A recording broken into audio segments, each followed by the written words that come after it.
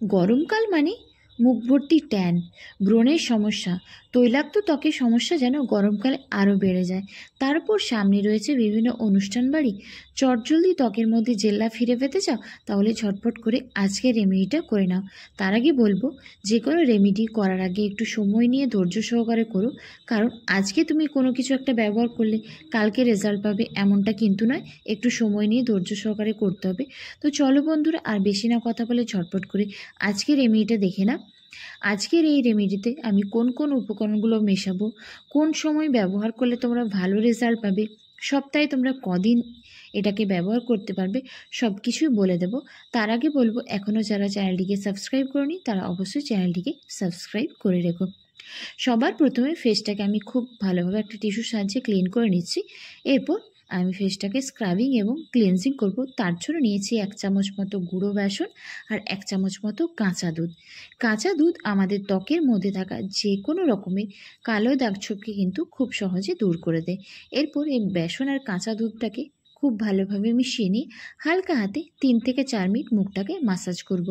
তোমরা যদি এই ফেসিয়ালটাকে নাও করতে চাও তাহলে শুধু এই প্রথম স্টেপটাকেও করতে চাও, সপ্তাহে 2 থেকে 3 দিন এই রেমেডিটাকে করে দেখো, দেখবে ত্বকের মধ্যে থাকা অনেক সমস্যা কিন্তু খুব সহজে দূর হয়ে যাবে। 3 থেকে 4 মিনিট মাসাজ করার পর মুখটাকে তোমরা নর্মাল জল দিয়ে ধুয়ে নিও, তাহলেই কিন্তু তোমাদের প্রথম স্টেপ এখানে কমপ্লিট হয়ে যাবে।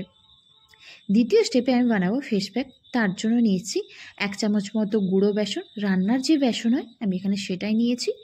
এরপর নিচ্ছি এখানে 1/2 চামচ মতো চন্দন পাউডার। তোমরা অনলাইন সার্চ করলেই কিন্তু চন্দন পাউডার পেয়ে যাবে।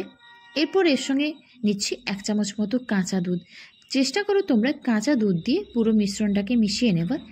যদি তোমাদের কাছে কাঁচা দুধ না থাকে তাহলে সেক্ষেত্রে গোলাপ জল কিংবা নর্মাল জল তোমরা ব্যবহার করতে পারো, কিন্তু কাঁচা দুধ ব্যবহার করলে তোমরা রেজাল্টটা ভালো পাবে। তো আমার এখানে ফেস প্যাকটা রেডি হয়ে গেছে। এরপর এটাকে আমি আমার পুরো মুখের মধ্যে লাগিয়ে নিচ্ছি। সপ্তাহে 2 থেকে 3 দিন তোমরা এই রেমেডিটা করে দেখো, কারণ চন্দন পাউডার তৈলাক্ত ত্বকের সমস্যাকে দূর করে, ব্রণের সমস্যা দূর করে, ওপেন পোরসের সমস্যাকে দূর করে।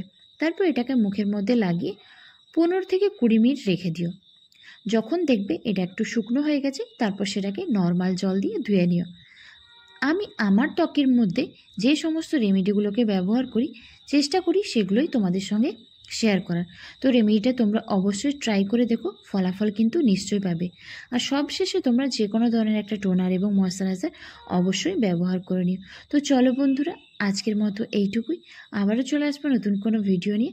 ততক্ষণের জন্য সকলে খুব ভালো থেকো, সুস্থ থেকো। আর এই রেমেডিটা কিন্তু তোমরা অবশ্যই ট্রাই করে দেখো। আর এখনও যারা চ্যানেলটিকে সাবস্ক্রাইব করনি তারা অবশ্যই সাবস্ক্রাইব করে রেখো।